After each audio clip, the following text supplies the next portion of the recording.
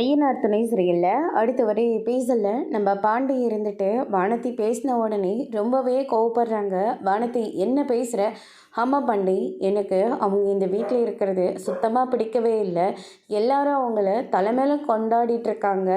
ஆமாம், உங்கள் வீட்டில் நீங்கள் பொங்கலையே கொண்டாடினதே இல்லையா? உங்கள் அப்பா என்னடனா அவங்க வந்ததுக்கப்புறமா தான் இந்த பொங்கலையே அவர் வீட்டில் கொண்டாடுறாராம். இதுக்கு முன்னே அவர் சின்ன வயசில் இருந்தபோது கொண்டாடினதோட சரியா. இதெல்லாம் கொஞ்சம் உங்களுக்கே ஓவராக தெரியல அப்படின்ற மாதிரி சொல்லிடுறாங்க. எங்கள் வீட்டில் என்ன நடந்துச்சோ அதை தானே எங்கள் அப்பா சொன்னார். இப்போ அவர் சொன்னதில் என்ன தப்பு இருக்குது? அவங்க வந்ததுக்கப்புறமா தான் நாங்கள் தீபாவளி, அதுக்கப்புறம் இன்னும் என்ன நல்லது கெட்டது என்ன நடக்குதோ அது எல்லாத்தையுமே நாங்கள் குடும்பத்தோடு ஷேர் பண்ணுறோம்.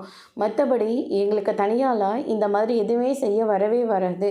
அண்ணன் ஏதோ ஒன்று சமைச்சு கொடுக்கும், நாங்களும் சாப்பிட்டுட்டு அமைதியாக விட்டுருவோம். ஆனால் இந்த மாதிரி குடும்பத்தோடு சேர்ந்துக்கிட்டலாம் நாங்கள் எதுவுமே பண்ணதே இல்லை.